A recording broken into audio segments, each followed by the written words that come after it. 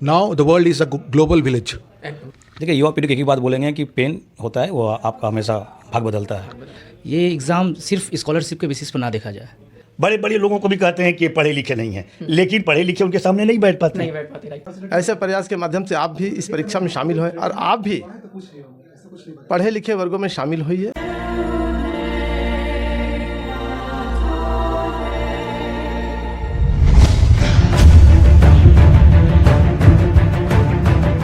ज्योति mega परीक्षा 2024 जो सफल रूप से सफल हुआ है और सफल बनाने के पीछे ये सारे लोगों का हाथ है। कोई ना कोई शिक्षक, कोई ना कोई टीम के मेंबर है जो लोग दिन रात एक करके इस परीक्षा को सफल बनाए। तो चलिए जुड़ते हैं और इनसे बहुत कुछ जानने का प्रयास करेंगे इस परीक्षा को लेकर। तो सबसे पहले हमारे साथ जो जुड़े हैं, आप अपना नाम बताइए हमारे दर्शकों को। जी, मेरा नाम मोहम्मद सुल्तान अंसारी है। आप मतलब क्या करते हैं? मैं म्यूनसिपल में एम्प्लॉय भी हूँ और राज्य का युवा अध्यक्ष भी हूँ किसान आंदोलन का। और साथ में अभी हम ज्योति फाउंडेशन के साथ जुड़े हुए, पहले से ही जुड़े हुए, बट अभी भैया के साथ पूरा साथ मिलकर काम कर रहे हैं। तो आपका क्या कहना है, ये जो परीक्षा जो कराया गया है ज्योति फाउंडेशन की तरफ से, ये मुहिम कितना दूर तक जाएगा? नहीं, वो एक्चुअली मुहिम बहुत दूर तक गया है, इसका था नहीं लगा सकते हैं, बट कुछ लोगों का जानकारी नहीं होने की वजह से और हम लोग इस वर्ष थोड़ा सा कमी देखें, पर आने वाले वर्ष में बहुत ज़्यादा देखेंगे। और आज हम लोग जहाँ बैरकपुर देवी प्रसाद में एग्ज़ाम ले गए थे, बच्चे बहुत खुश थे और उन्होंने कहा कि हम लोग बहुत अच्छा किया और जो पेपर जो है पूरा स्टैंडर्ड है और भी अच्छा, इससे और अच्छा आप लोग करेंगे। मतलब उन लोग का बहुत उत्साहित है कि हम लोग और अच्छा कर सकते हैं। अच्छा कर सकते हैं जी। अच्छा, दूसरा सवाल यही रहेगा, यंग पीढ़ी, युवा पीढ़ी को आप क्या संदेश देना चाहते हैं एजुकेशन को लेकर? देखिए, युवा पीढ़ी को एक ही बात बोलेंगे कि पेन होता है वो आपका हमेशा भाग बदलता है। तो इसीलिए आप पेन का यूज़ करें और तलवार बम बंदूक को रख के समाज के लिए एक दीपक का तरह आगे बढ़िए। इसीलिए ज्योति फाउंडेशन हमेशा एजुकेशन पर ध्यान दिया है ताकि यहाँ के बच्चे, चाहे कहीं के बैरकपुर के जितने भी बच्चे हैं, देश के हित में काम करें, किसी भी समाज में जाए। क्योंकि ज़रूरी नहीं है कि हम किसी भी क्षेत्र में ना जाए, जिस क्षेत्र में जाइएगा उस क्षेत्र के साथ समाज आगे बढ़ता है। इसलिए अपने बच्चों को हम बोलेंगे और जितने में युवा पीढ़ी है कि प्लीज़ कृपया करके आप लोग पढ़ाई पर ध्यान दें और लोगों की बातों में ना आके देश को आगे बढ़ाने में कार्य करें। जय हिंद, जय भारत। चलिए, हमारे साथ और एक सर जुड़े हुए हैं, इनसे हम लोग बातचीत करेंगे। सर, पहले अपना इंट्रोडक्शन दीजिए। मेरा नाम आकाश मल्ला है, काकीनाडा ज्योति फाउंडेशन का मेंबर। आज जो एग्ज़ाम कंडक्ट कराया गया बैरकपुर बेल्ट में, इसको लेकर आप युवाओं को क्या कहना चाहते हैं? आज जो एग्ज़ाम काकीनाडा ज्योति फाउंडेशन के माध्यम से कराया गया, माननीय सचिव प्रियंगू पांडे जी के सहयोग से, ये एग्ज़ाम सिर्फ स्कॉलरशिप के बेसिस पर ना देखा जाए। आने वाले जो स्टूडेंट है 10th 12th के जो स्टूडेंट एग्ज़ाम दिए हैं, जो एग्ज़ाम का पैटर्न था, ये हम जो कंपटीशन एग्ज़ाम देखते हैं, हमारे ज्योति फाउंडेशन के माध्यम से हमारे कंपटीशन लाइब्रेरी भी है। तो सर्विस के लिए जो एग्ज़ाम होता है, जॉइंट, नीट या जो गवर्नमेंट सर्विस, उसका पैटर्न ये था। जस्ट एक एग्जांपल था, बहुत ही सिंपल तरीका पे था, लेकिन जो गवर्नमेंट सेक्टर में नीट वगैरह जॉइंट में जो एग्ज़ाम होती है वो बहुत टफ लेवल पे होता है। तो इससे जो छात्र एग्ज़ाम दिए उनको ये देखने का मौका मिला कि आने वाले समय में उनको ये इस टाइप का एग्ज़ाम देने का मौका मिलेगा। तो उनको ये सीखने के लिए लाभदायक हुआ हमारे फाउंडेशन की तरफ से। बाकी हमारी फाउंडेशन शिक्षा की ओर बहुत ही जोर तोरों से सहयोग कर रही है और लगे हुए कि हम लोग समाज को शिक्षित करें। समाज शिक्षित होगा तभी हम लोग आगे बढ़ पाएंगे। बहुत सारे स्टूडेंट बोल रहे थे एग्ज़ाम देने के बाद कि जो क्वेश्चंस पूछे गए थे, वो क्वेश्चन हम लोगों के सामने जो एग्ज़ाम देंगे, वो मैट्रिक लेवल के हो या फिर हायर सेकेंडरी लेवल के हो, उसमें बहुत मदद करेंगे। तो ये जो क्वेश्चन बने हैं, ये क्वेश्चन बनाने के पीछे का उद्देश्य कि छात्रों लोगों को जो हम लोग मदद करेंगे पढ़ने में, मतलब कहने का तात्पर्य यही है कि जो क्वेश्चन हम लोग बनाए हैं, इस क्वेश्चन क्या सामने वाले एग्ज़ाम में मदद कर सकते हैं उनके भविष्य के लिए? उनके भविष्य, उनके क्लास 10th 12th तक जो बच्चे पढ़े हैं उसी के बेसिस पे क्वेश्चन बने हुए थे। इनकी जो कमेटी थी वो अलग थी, वो हम लोग से अलग है। उनको पूरे ही एक क्वेश्चन जो बनाने वाली टीम थी वो पूरी ही अलग थी। इसको इतना सिक्योर रखा गया कि जो मुझे भी नहीं पता कि क्वेश्चन किन लोगों ने बनाया है। ठीक है, तो इसलिए हम लोग इसको सेफ्टी से बनाया है कि किसी के साथ कुछ ना हो, गलत ना हो पाए। इसलिए इस एग्ज़ाम को लोग पैटर्न के बढ़िया सीखे। चलिए, और हमारे साथ जुड़े हुए हैं, तो सबसे पहले आप अपना नाम बताइए। जी, मेरा नाम रोहित बाजपुर है और मैं as an assistant teacher in a government sponsored school name, उसका नाम है आपको बैरकपुर कैंटोनमेंट विद्यापीठ। मैं उसमें अंग्रेजी के शिक्षक के तौर पे कार्यरत हूँ। तो सर, जैसे कि अंग्रेजी के शिक्षक हैं, तो सर से एक क्वेश्चन रहेगा। समाज में, हमारे जो भारतवर्ष में लोग, यंग जनरेशन बोलते हैं कि इंग्लिश सीखो, इंग्लिश सीखो, नहीं तो कहीं भी कोई चारा नहीं होगा। तो ये जो चीज़ है ना, मतभेद, इंग्लिश हिंदी, बहुत सारे जगह पे स्टूडेंट होनहार है, हर चीज़ में अव्वल है, लेकिन वो स्पोकन इंग्लिश नहीं बोल पाते हैं। तो कहीं ना कहीं जाकर भारतवर्ष में उनको वहाँ पर दबा दिया जाता है, इंग्लिश बोलने नहीं आता है, यहाँ ये क्या होगा। तो ये जो मतभेद छिड़ा हुआ है हिंदी और इंग्लिश लैंग्वेज के बीच में, इसको लेकर आप क्या मोटिवेट करना चाहते हैं युवाओं को? जी, मैं सभी युवाओं को कहना चाहता हूं कि अभी जो देश है वो सिर्फ देश तक बात नहीं है। Now the world is a global village. तो ये ज़रूरी चीज़ है, आपको समझना होगा। मल्टीनेशनल कंपनीज जो है अब इंडिया में आ रही है और सारी की सारी कंपनीज जो इंडिया की हों वो बाहर जाके काम कर रही हैं। तो इस वजह से जो मल्टीनेशनल जो कल्चर है उसको आपको एक्सेप्ट करना ही होगा। और मैं ये नहीं कहता हूँ, हिंदी मेरी मातृभाषा है, बांग्ला मेरा खुद का राज्य का भाषा है और मैं बहुत ही ज़्यादा गर्व महसूस करता हूँ अपनी भाषा के ऊपर। लेकिन इसके साथ साथ मुझे मानना भी होगा कि ये ग्लोबलाइजेशन का ज़माना है और उसमें एक लैंग्वेज जो सबको पिरोस रहा है अभी मैक्सिमम कंट्रीज़ में जो चल रहा है वो है इंग्लिश, और इसको डिनाई नहीं किया जा सकता। अपनी भाषा के ऊपर गर्व करें, उस पर बहुत सारा काम करें, लेकिन साथ साथ ग्लोबल विलेज को ध्यान में रखते हुए, मल्टीनेशनल कल्चर को ध्यान में रखते हुए आपको खुद को एक स्टैंडर्ड पे ले जाकर अंग्रेजी के तौर पे और अंग्रेजी बोलने वाले स्पीकर के तौर पे भी आपको इस्टेब्लिश करना होगा, ताकि आप अच्छी कंपनीज में काम करें और आपकी सैलरी भी वेल पेड हो और एक अच्छा लाइफस्टाइल आप जी सकें। जैसे कि 10वीं पास करने के बाद स्टूडेंट लोगों का सबसे बड़ा प्लेटफॉर्म होता है चुनने का। वही एक फर्स्ट अपॉर्चुनिटी है कि हम आर्ट्स लेंगे या कॉमर्स लेंगे या साइंस लेंगे, उसी पे उनका भविष्य तय होगा। तो इस विषय में स्टूडेंट चुनने में थोड़ा सा गड़बड़ी कर देते हैं, मतलब बोला जाए तो अपना दिमागी स्तर में ज़्यादा मारपीट करते हैं कि कौन सा सब्जेक्ट ले, क्या ले, नहीं ले। तो इसको लेकर आप क्या मार्गदर्शन देना चाहते हैं? जी, मैं ये चीज़ तो मेरे साथ भी हुई थी। मैं खुद जब माध्यमिक पास किया तो थोड़ा सा अच्छा था पढ़ने में, तो मेरे घर वालों ने मुझे कहा कि नहीं, आपको साइंस पढ़ना चाहिए। बट मुझे डीप डाउन हार्ट मुझे मालूम था कि मैं उतना अच्छा मैथ्स में नहीं हूँ। तो I realize my strength, my weaknesses, और अकॉर्डिंगली मैंने खुद ये अपने फैमिली के अगेंस्ट जाकर अपने विल पावर के साथ मैं आगे बढ़ा और मैंने ये चूज़ करा उस टाइम कि अगर मुझे मालूम है कि मेरा स्ट्रेंथ अगर लैंग्वेज है, मेरा ब्रेन लैंग्विस्टिक है, तो मुझे उसके तरफ ही बढ़ना चाहिए। तो every individual has some speciality. ये ज़रूरी नहीं है कि आप साइंस पढ़ोगे तो ही बहुत अच्छा कर सकते हो। ऐसे बहुत सारे लोग हैं जो आर्ट्स पढ़ रहे हैं या कॉमर्स पढ़ रहे हैं और पूरे के पूरे देश के प्रोग्रेस में अपना योगदान दे रहे हैं। आपके सामने ही हमारे साथ हमारे रोल मॉडल के तौर पे भी प्रियांगु पांडे जी हैं। देखिए, उन्होंने साइंस नहीं पढ़ा, उन्होंने आर्ट्स पढ़ा, बट उन्होंने एक चीज़ बहुत अच्छे से पिरोया है, वो लोगों को उन्होंने जिस तरीके से रीड करा है, यहाँ बैरकपुर की सरजमी पे क्या कमियां हैं उसको अच्छे तरीके से फाइंड आउट करा है। और उन्होंने एक बात बहुत खूबसूरती से मैं बताना चाहूँगा कि उन्होंने बाबा साहब अम्बेडकर की वो बात उन्होंने बहुत खूबसूरती से समझी है कि शिक्षा वो शेरनी का दूध है, जो पिएगा वो दहाड़ेगा। तो इसी चीज़ को लेकर उन्होंने शिक्षा को कल्टीवेट करने के लिए हमारा जो बैरकपुर सब डिवीज़न है, जो इंडस्ट्रियल बेल्ट है, यहाँ पे तरह तरह के पूरे देश से लोग आकर यहाँ रहते हैं।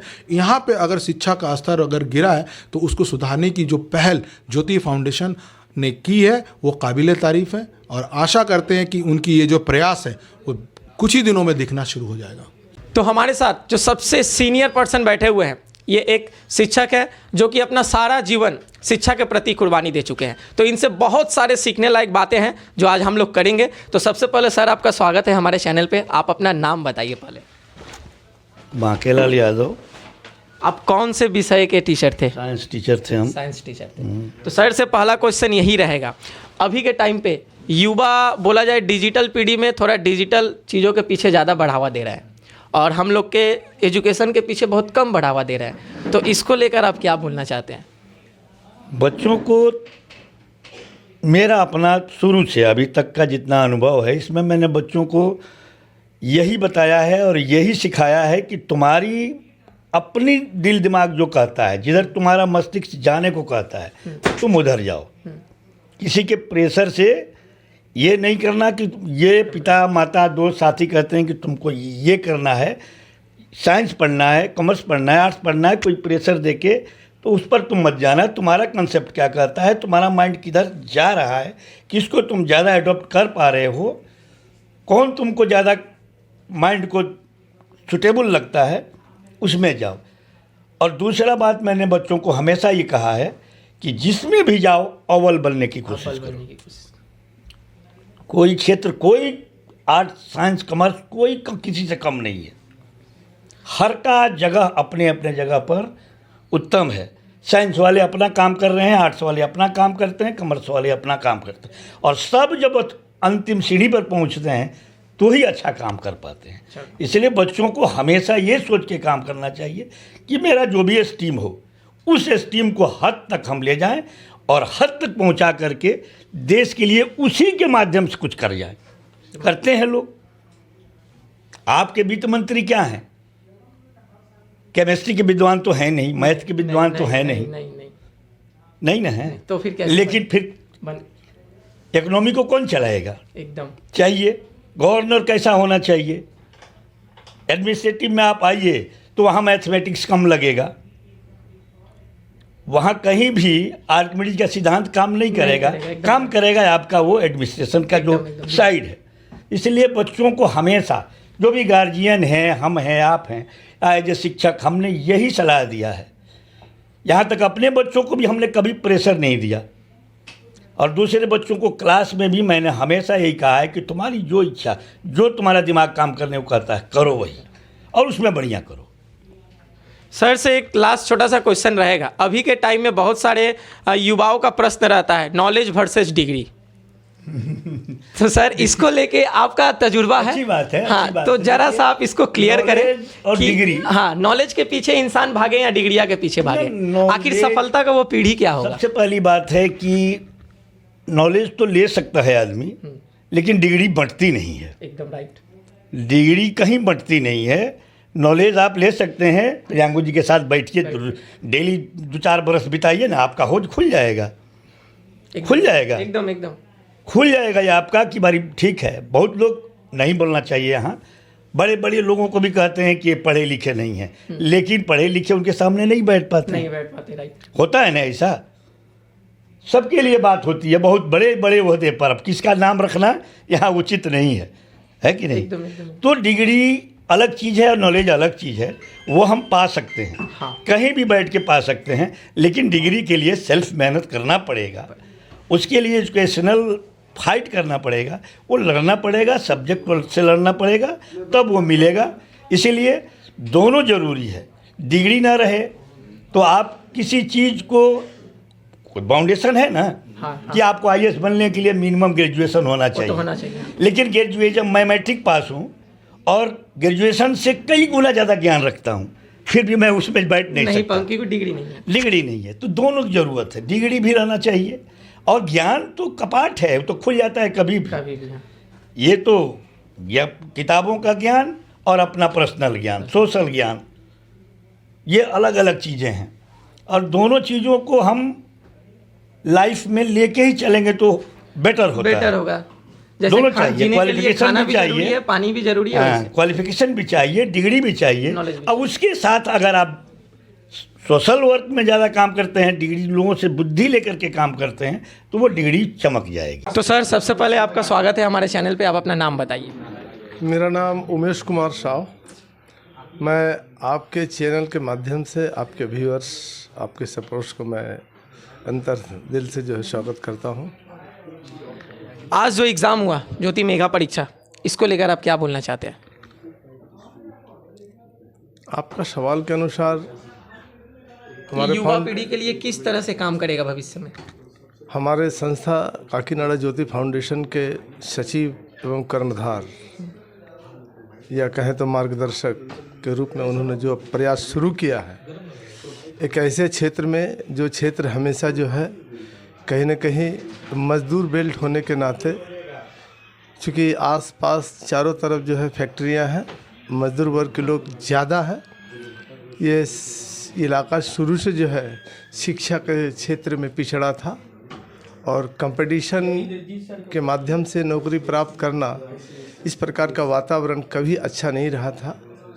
तो हमारे मार्गदर्शक आदरणीय प्रियंगू पांडे जी के प्रयास से जो आज की ये पहल की गई, इससे बच्चों में एक बात का विश्वास पैदा करना, एक बात का उसमें साहस लाना कि आप भी पढ़ाई कर सकते हैं, आपके लिए हमारा संस्था अग्रसर है, आपके साथ है। ऐसे प्रयास के माध्यम से आप भी इस परीक्षा में शामिल हों और आप भी पढ़े लिखे वर्गों में शामिल होइए। आपके साथ जो चीज़ की कमी है, आपके पास जो चीज़ की ज़रूरत है, वो हमारी संस्था जो है आपको जो प्रोवाइड करने के लिए तत्पर है, खड़ी है।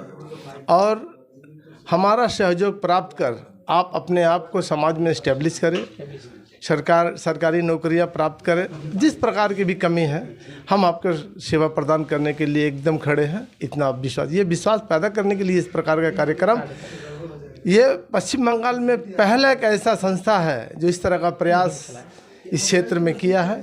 मैं मानता हूँ अभी तक का जो रिपोर्ट हमारी संस्था के पास उपलब्ध हुआ है, ये रिपोर्ट के आधार पर मैं इतना सदस्य होने के नाते कह सकता हूँ कि पहला प्रयास एक अनोखा प्रयास है कि आज हम लोग इतना सफल ढंग से इसको ऑर्गेनाइज करने में सफल रहे अभी तक, बगैर किसी कंट्राडिक्शन के।